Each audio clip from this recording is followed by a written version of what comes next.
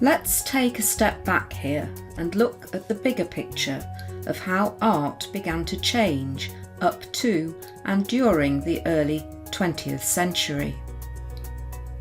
Into the mid to late 19th century, the Impressionists broke away from nostalgic romanticism and naturalism, itself moulded through an ever-decreasing tradition for commissioned work in the decades preceding.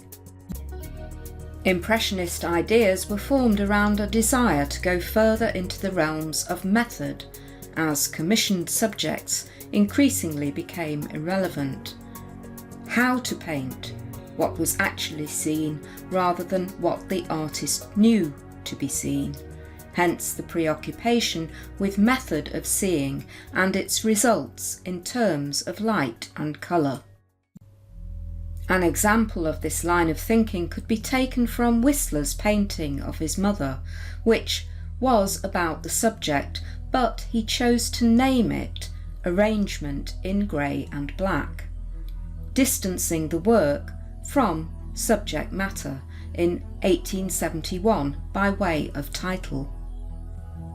The subject was paramount in commissioned work, and for the Impressionists, seeing what they saw was to them not only showing what the artist saw in that moment, as also a break with the tradition of rules about subject.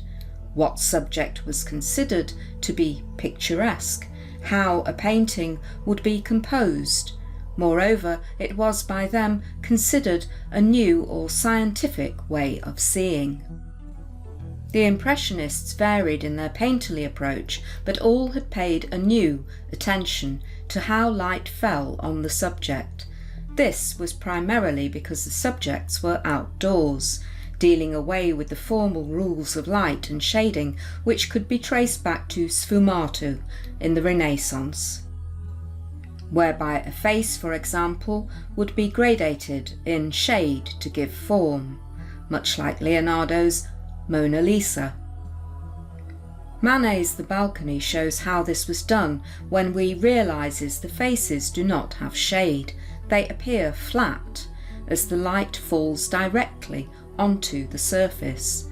The only need is for an indication of shape, a single brushstroke, no more. Other Impressionists such as Monet take this further into combinations of single brushstrokes, showing reflected light in shade.